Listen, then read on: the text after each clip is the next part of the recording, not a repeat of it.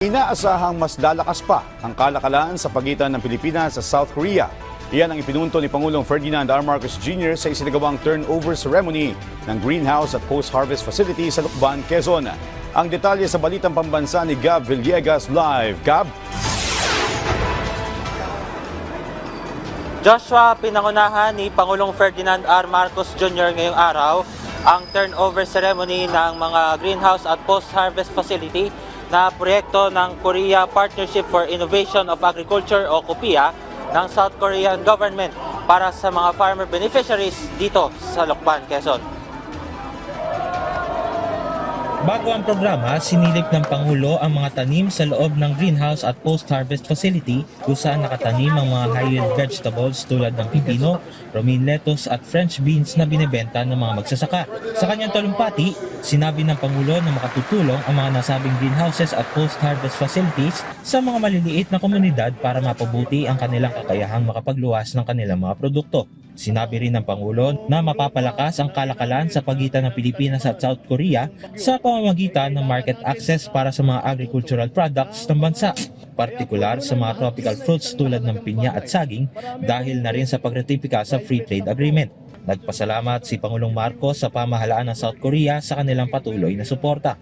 We are also thankful to the Republic of Korea for the overwhelming support of your National Assembly for the ratification of our FTA, which came much earlier than we had expected. You have reinforced our call for a brighter and more sustainable future for all.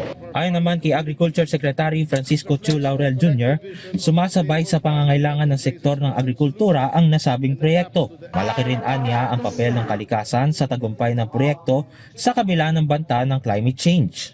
This greenhouse represents more than just infrastructure. It symbolizes innovation, hope and power of collaboration as we work together to uplift the lives of our farming communities. It reflects our collective vision of sustainable farming that embraces modern solutions and adapts to the ever-evolving needs of the sector. Ibinahagi naman ni Korean Ambassador to the Philippines Lee Sang-hwa na plano ng South Korea na magtayo sa bansa ng kauna-unahang Korea Agricultural Machinery Industrial Complex na sisimulan sa susunod na taon. Ayon kay Ambassador Lee, mayroong 4,000 metrikong toneladang bigas mula South Korea ang darating sa Pilipinas sa pamamagitan ng ASEAN Plus T Emergency Rice Reserve. Kalahati nito ay nakataktang ibaba sa bansa ngayong araw, habang ang natitira ay posibleng dumating sa bansa sa Enero ng susunod na taon. Para naman kay Lucban Mayor Agustin Villaverde, makasaysayan ng pangyayaring ito at pinasalamatan ito ang mga magsasaka. Bagamat masasabi nating maunlad na ang industriya ng agrikultura sa bayan ng Lucban, tayo ay kailangan ring sumabay sa nagabagong panahon upang higit na pa itong paunlarin, naging mapalad po ang ating magsasaka na magkaroon ng dagdag pang kaalaman at teknolohiya upang mas mapataas ang ani at sa gayoy masiguro ang mas mataas na kinkita. Kabilang din ang mga bayan ng Sinloan sa Laguna at bayan ng Saragosa sa Nueva Ecija sa mga pilot villages ng KOPIA sa bansa.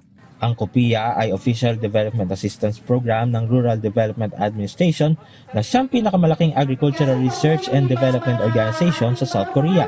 Ito ay nagpa-facilitate ng pag-transfer ng Korean agriculture technology sa mga magsasaka mula sa mga developing countries tulad ng Pilipinas na layong matulungan pataasin ang kanilang kita, i-market ang kanilang mga high-value crops para mapabuti at masustain ang kanilang livelihood at upang sila ay maging self-sufficient. Joshua, 8 greenhouse, isang seedling nursery, isang post-harvest facility, kabilang na rin dito ang financial assistance, technical support at iba pang mga pangangailangan na napagkaloob sa mga magsasaka. Aabot naman sa 2,000 magsasaka dito sa Lucban, Quezon ang makikinabang sa nasabing mga pasilidad. At yan muna latest, balik sa Joshua.